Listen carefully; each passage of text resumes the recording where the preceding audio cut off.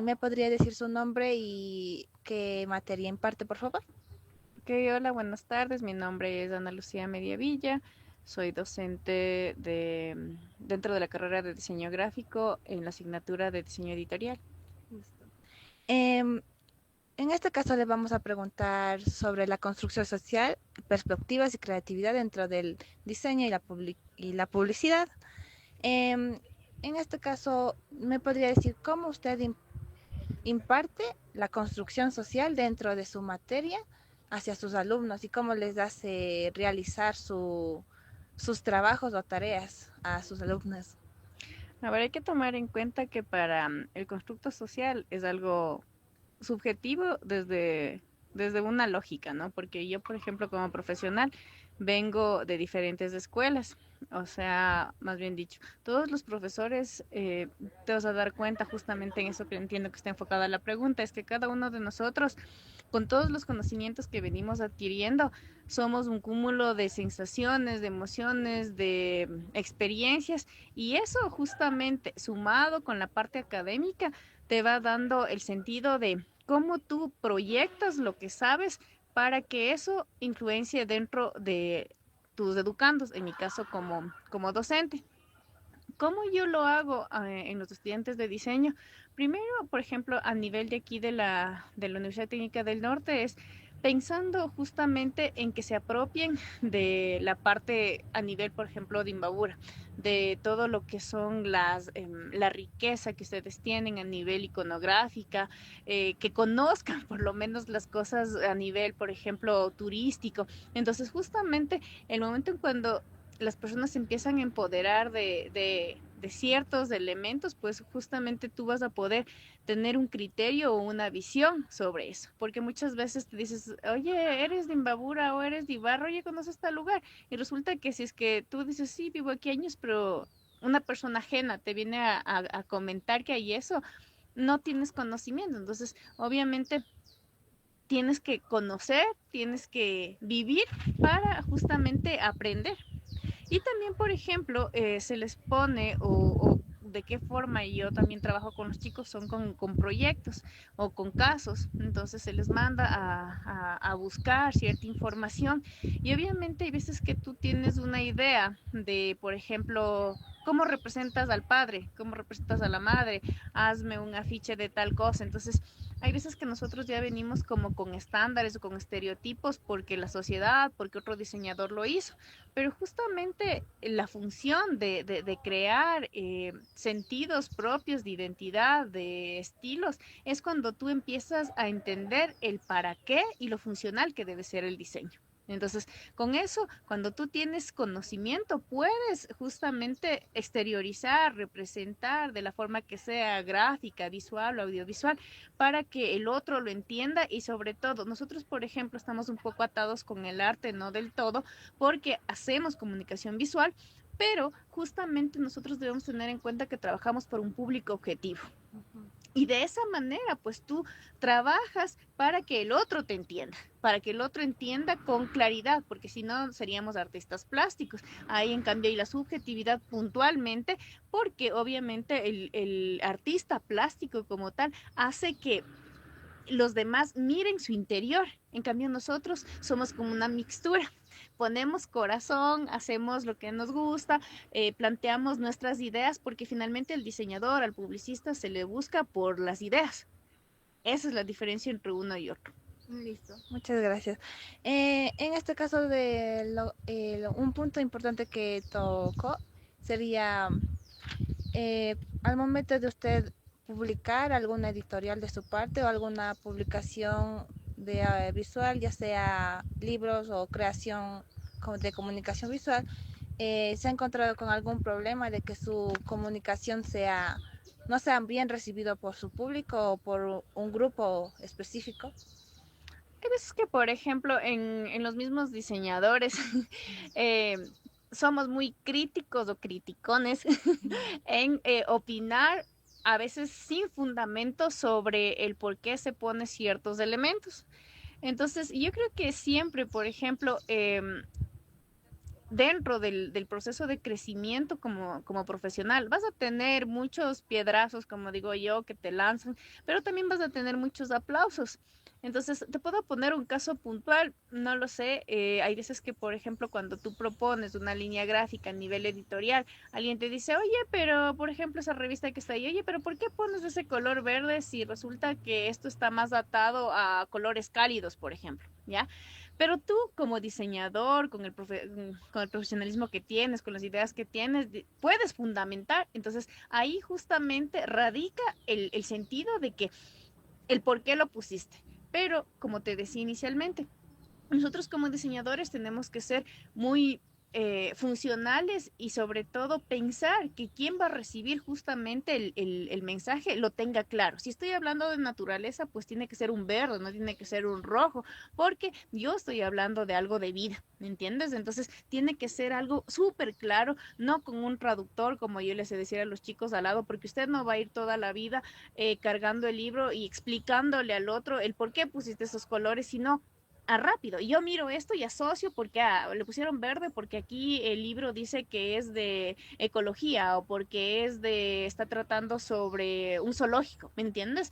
Algo semejante. Entonces, sí, las críticas siempre vas a tener, pero, o sea, el sentido más también es que hay veces que sí, uno escoge mal, por ejemplo, la tipografía o a veces también la cromática. No te digo que siempre uno va a estar en lo correcto, porque hay veces que también nuestro desconocimiento y también cae todo en función del conocer, porque a veces creemos conocerlo todo, pero cuando nosotros o alguien con un poco más de experiencia y de un buen criterio y un buen juicio te hace razonar y te explica o te indica por qué no debiste usar ese color o por qué no debiste usar esa tipografía, hay que creerle, hay que entender el por qué te lo están diciendo. Entonces hay que tener esa madurez para aceptar posiblemente el por qué te lo están diciendo, por qué hay ese error visual. Un error visual finalmente es como ahorita, por ejemplo, estamos caminando y pasa alguien haciendo bulla. Asimismo pasa en los productos comunicacionales. Cuando tú tienes un problema, por ejemplo, la letra muy grande, la letra muy chica, los colores muy, no sé, muy llamativos, cuando algo debe ser un poco más sobrio. Entonces, todo eso es saber a quién me voy a dirigir yo. Entonces, sí he tenido problemas en algunos productos que posiblemente que he realizado a lo largo de mi vida profesional, pero justamente hay veces que ya están publicados. Y es que uno dice, bueno, ¿y ahora qué hago? Pero bueno, ya fue. Pero en todo caso es como que te queda el sentido de, ok, o sea, para la próxima voy a tomar un poco más en cuenta y ahí es donde empiezas a enriquecerte y te das cuenta que mientras más aprendes, más necesitas tener justamente más conocimientos, mientras más avanzas, sabes que lo poco que sabes y parece que esperas un montón, pero a veces no es tan así. Listo. ¿Usted cree que tener las perspectivas culturales es un inconveniente al momento de crear comunicaciones visuales? ¿O cree que es negativo tener diferentes perspectivas y no una sola? A ver, la riqueza de las perspectivas es válido. Hay que considerar primero y hay que tomar en cuenta que, por ejemplo, una percepción es, todos miramos las cosas de forma diferente. Por ejemplo, nosotros estamos aquí, ¿no es cierto? Y estamos mirando en la misma dirección, pero resulta que yo te digo, representa eso.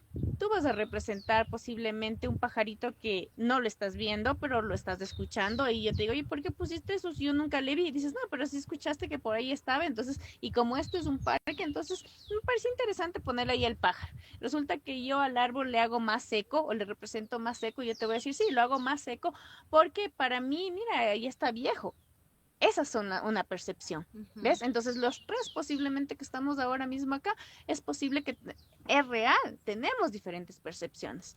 Sin embargo, todos vamos a tener una percepción diferente. Si no, imagínate y que nosotros estaríamos creando, si en tu curso hay 30 estudiantes, los 30 estudiantes van a ser una máquina reproductora o una máquina que replica lo mismo que el otro diseño. Entonces, no sé cuál sería la ganancia para la sociedad de que todos los diseñadores tengan la misma visión, ¿sí? Entonces, si es que te vas por el otro lado, en donde posiblemente pienso que va la pregunta, es que, por ejemplo, nosotros tenemos que trabajar para públicos. Por ejemplo, aquí a nivel de Imbabura hay diferentes etnias, ¿no es cierto? Entonces, por ejemplo, si es que yo hago algo para mestizos y hago otra cosa para indígenas, cada uno se va a sentir identificado, ¿me entiendes? O yo veo eso y digo, ah, esto es la cultura otavaleña, ah, esto es, por ejemplo, la cultura caranqui, yo qué sé, ¿ya? Entonces, cada quien se apropia de lo que sabe.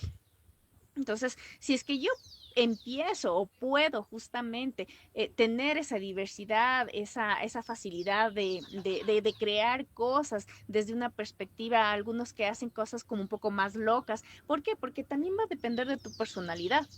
¿Sí? Porque caso contrario, insisto, todos seríamos como unas 10, inteligencia artificial reproducida, así que estamos haciendo lo mismo. Entonces, yo pienso que es importante que cada quien tenga su propia visión, tenga su propio criterio, porque caso contrario no vamos a tener como que un final feliz, bonito, sino vamos a tener como que todos van a hacer lo mismo y ese no es el sentido del diseño. El diseño más bien es que se postulen ciertas cosas y por eso justamente tú has de ver que existen productos comunicacionales de diferentes formas y hay unos que nos parecen más bonitos, más atractivos, otros nos parecen no tan atractivos, pero también hay que tomar en cuenta para quién está destinado. Entonces, cuando yo me siento identificado con esa revista, con ese libro, con esa X producto, pues capaz empiezo a sentir como que esa empatía, ese match, esa unión con ellos y le empiezo a seguir. ¿Sí? Eso, por ejemplo, pasa ahora mucho en redes sociales. Yo a veces no le conozco a un influencer o estoy viendo ahí un video y me engancho. ¿Por qué? Por el audio, por la imagen que presenta, por la persona, cómo se presenta. Entonces, así mismo pasa en los productos comunicacionales a nivel editorial que te estoy hablando. Entonces, siempre hay que tener un público objetivo y sí, o sea, es válido. O sea, tú debes tener justamente esa claridad de saber a quién te vas a dirigir y entender que esas personas tienen necesidades puntuales, porque si no, caso contrario, tú estarías haciendo cosas solo por gusto. Ah, es que a mí me gusta tal tipografía y siempre la voy a poner, así el otro no le gusta. Pero nosotros estamos trabajando para un público. Entonces, ese público tenemos que convencerle y tenemos que más bien conquistarle a ese público. Y obviamente ahí tú tendrás que hacer un análisis y entender. Entonces no va a haber ese sentido de que todos manejen una misma perspectiva, sino que más bien lo que nosotros tenemos que hacer es súper objetivos y recuerda siempre algo que no sé si ya te dije, pero el diseño para que sea efectivo tiene que ser funcional. Es decir, si yo estoy haciendo esto para que un libro, para que transporten los niños, pues no le voy a hacer un A3, porque los niños cosas muy grandes no las pueden manejar. Entonces, todos esos elementos hay que considerar para justamente tomar decisiones y que el diseño, lo que nosotros estemos planteando, pues funcione. Listo. Por último, sería un consejo para los alumnos que se están formando en el diseño gráfico o la publicidad. El consejo, creo yo, que de pronto nunca me dieron a mí como diseñador, es que debes ser tú, ser lo más auténtico que tú puedas y no tratar de parecerte a nadie. Porque justamente, como te dije hace un momento, lo chévere de nuestra profesión es que nos pagan por esto, por lo que no ves, ¿sí? Ya. Por lo que no se ve. Porque yo te puedo ver a ti, pero yo no puedo ver las ideas que tienes adentro. Ujú. Porque no puedo saber las experiencias que has vivido. Y que posiblemente eso, ideas o experiencias buenas, malas que hayas vivido, te hacen como a veces proponer cosas súper locas. Y hay veces que tú ni siquiera puedes exteriorizar y decir, esto me inspiré porque estuve de buena onda, porque me pasó esto. Y a veces cuando estoy más triste o más melancólico, me salen las ideas más buenas, ¿me entiendes? Entonces, eso, por eso nos diferenciamos unos de otros. Y justamente mientras más enfocado estés, a veces, por ejemplo, estás viendo una peli o estás viendo o escuchando una música que te gusta, puede ser reggaetón, puede ser bachata, puede ser tecnocumbia, lo que sea, somos diferentes. Y justamente esas cosas son las que te inspiran y esas son las que dices, wow, esto me evoca a hacer esto o me lleva a hacer esto. Entonces, todo lo que pasa en nuestra sociedad, todo lo que en donde nosotros estemos, puede ser el lugar más, no sé, alejado a nivel de ciudad, sea un lugar rural, sea la zona urbana, pasan cosas.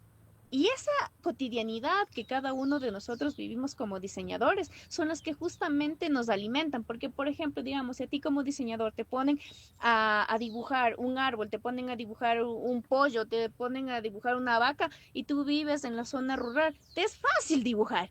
pero no le va a pasar lo mismo a una persona que nunca ha vivido en la zona rural. Ujú. Entonces, eso es lo que a mí, por ejemplo, yo mañana, no sé, me vuelo a Estados Unidos y me contratan en una agencia o en Quito, ¿ya? Pero resulta que, claro, como yo ya estudié, ya me preparé, yo ya dejo no sé, a mis padres o todo lo que yo soy y voy a la ciudad o a otro país o donde sea.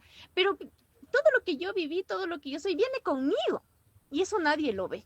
Ujú. Entonces, como te digo, o sea, una de las cosas que yo recomiendo siempre, y es algo que de pronto me hubiese gustado que en mi formación me digan, es eso, o sea, que mientras más auténtico seas, vas a ser mejor diseñador, porque no te estás mintiendo a ti mismo, porque estás expresando y no tengas ese miedo o esa vergüenza de que el otro se te burle o que te diga, ah, mira, por ejemplo, en el nivel que ustedes están, muchas veces ya son adultos, ¿no es cierto? Y hay veces que les da vergüenza, por ejemplo, les decimos, a ver chicos, propongan, ponte un arte de una marca, ¿sí? Y el otro día les decía a los chicos, a ver, yo les voy a traer unas marcas. Y les dice justamente mirar unas publicaciones, unos posts de unos moteles. Entonces eran así como que, wow, o sea, así como que la típica, ¿no? Hay gente que se sonroja, hay gente que como que bueno, ya. Ujú. Entonces, y uno dice, o sea, pero estoy hablando con adultos. Y es como que a veces uno dice, se limita y dice, chuta, ¿qué pensará el profe? ¿Qué pensarán mis compañeros? Y uno dice, chuta, Ya. este otro. Entonces, yo, lo primero que empecé diciendo, yo no he consumido este motel, pero me parece interesante su publicidad. Entonces, ese tipo de cosas son las que justamente, o sea, es como que te deben mover un poco la cabeza, porque ¿qué tal? Y por ejemplo, a ver, yo no te estoy diciendo que el hecho de que tú trabajes publicidad para un motel o para, no sé, algún lugar, tú estés ahí. Diferente fuera, como siempre les pongo el ejemplo a mis estudiantes, es, ok, saben que tú haces editorial, saben que tú haces revistas, saben que tú haces folletos, saben que tú haces catálogos, y resulta que mañana viene alguien y te dice, oye, necesito que me ayudes a hacer un catálogo de pornografía infantil. Ya. Ahí vienen tus valores.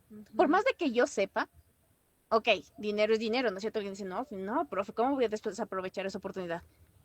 Pero vienen tus valores, ¿ves? Que Ujú. es diferente a que yo te ponga un ejemplo, por ejemplo, de justamente lo que estamos hablando en su momento, de ponte un moteles. Yo no estoy yendo a vender ahí, eso es algo público, creo que todo el mundo hasta ha ido, ha consumido, y no es una mala palabra tampoco, pero si te estoy diciendo pornografía infantil, eso ya es otra cosa, eso es un delito, ¿me Ujú. entiendes? Entonces, mientras tú no te dejes influenciar y seas tú o digas, tampoco con eso estoy diciendo que estoy apoyando a, no sé, que sean súper, ¿qué será? Como que sueltos de imaginación, Ujú. no sé, como que así muy sexuales, no, sino más bien como que, o sea, no le tengan miedo a cosas, a publicidad que pueden hacer en algún momento en donde la parte sexual pueda mostrarse, por ejemplo, un desnudo. Hay veces que uno dice no, pero obviamente si la necesidad o si para ese producto o si para, por ejemplo, hace poco estábamos pasando justamente esto de la violencia de la mujer. Si tú propones un audiovisual, por ejemplo, de una mujer desnuda, golpeada, o sea, se necesita, o sea, ver, ¿me entiendes? Entonces, pero hay veces que uno se limita y uno mismo antes de exponer la idea se censura y dice, no, esa idea está medio loca, no, esa idea no vale. Y uno mismo es como que Ujú. se autoelimina esas ideas y así te sigue pasando. Entonces, mientras tú, o sea, estés consciente que vas a la par de conocimientos y de tus valores, o sea, porque va a llegar un momento en el que posiblemente empieces a ganar dinero y dices, no, ahora sí, me hago la plata, ya no me importa mi familia. Entonces, no, o sea, siempre tenemos que ir y ser humildes, o sea, y mostrarnos cómo somos. Creo que esa es una de las cosas que yo les puedo recomendar. Listo. Muchas gracias, ¿Ya? profe. Esto ha sido todo por hoy y muchas gracias igualmente, ya que sí nos ha dejado una enseñanza muy clara de cómo tiene usted claras sus ideas y cómo enseñarnos en este mundo que nosotros aún no sabemos muy claro. Y muchas gracias por eso. Ya, gracias.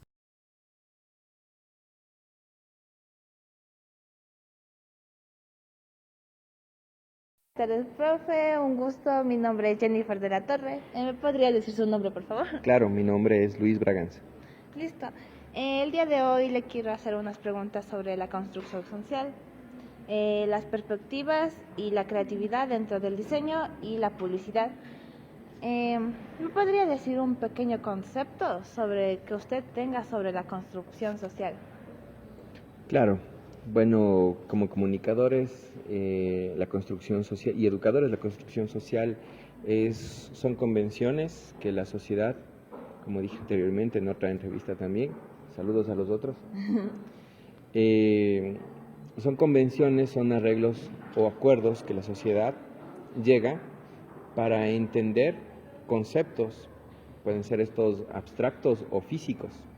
Entonces, en pocas palabras, la construcción social son acuerdos de conocimiento tácito en la sociedad. Listo, muchas gracias.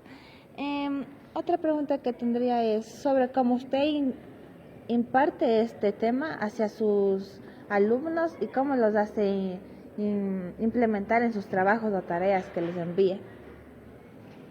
Claro, a ver, con lo mismo en nuestra área de comunicadores y bueno, pues yo que estoy en la parte también tecnológica, la construcción social va en varios aspectos, desde la generación de significados y también la interpretación de símbolos, porque no solamente es el símbolo, sino es atrás también el contexto en el cual usted arma la base para generar un significado y también sea reconocido por la sociedad. Entonces, de esa manera, tú construyes un significado y apoyas a la construcción social para generar mensajes visuales, comunicación. ¿Algún ejemplo o trabajos diseñados por usted en base a la construcción social e influenciando la cultura en ellos? Y si no ha tenido ningún inconveniente de mala interpretación al publicarlos. Bueno, a ver, te voy a contar dos. El primero nace a raíz del registro de una marca. Tú sabes que se registra esto en la SENADI, la Secretaría Nacional de Derecho Intelectual.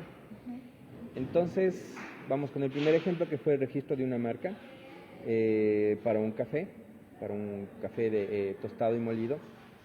Y esta construcción, para esta empresa que al final de cuentas también se convierte en una construcción social, no pudo ser registrada porque no pasó los filtros adecuados en la SENADI, en la cual consistía en verificar tanto semejanzas de nombre como de la semejanza gráfica en los símbolos. Entonces, las construcciones sociales que se hace o se asemejan a otras construcciones sociales tienen que ser respetadas. Entonces, en ese momento fue también un aprendizaje, ¿no? De seguir los filtros y adecuadamente cómo tiene que ser. Otro ejemplo, bueno, que en este caso pues se ha trabajado, se ha hecho, bueno, yo en octavo trabajo con cultura contemporánea y lo que ahí se hace en este momento, por ejemplo, es preservar la cultura prehispánica a través de los vestigios gráficos y cómo estos ahora afectan en el futuro y cómo pueden ser insertados y utilizados. La pregunta más sería, ¿cómo usted adapta los símbolos y colores que tienen estas culturas en sus trabajos, ya que no están mal vistos? A ver, yo creo que hay que partir desde el contexto, porque sabes que los significados van de acuerdo a los contextos, primero del territorio y luego de pronto podríamos hablar de contextos ya sociológicos o mentales, porque recordemos que los significados solamente sirven para las actividades humanas, porque los animales, ellos no entienden de significados, entonces los humanos son los que entienden de significados. Entonces, el utilizar colores depende de los contextos en los cuales tú estés actuando o en los cuales tú estés desarrollando la comunicación visual. Entonces, creo que está un poco ahí, la pregunta debería ser mejor estructurada para responder acorde al contexto. Obviamente, por ejemplo, aquí en Ecuador el negro significa luto, pero si es que vamos a la India, el luto es blanco. Entonces, depende del contexto. Ok, listo, eso es todo para la entrevista y muchas gracias. Bueno.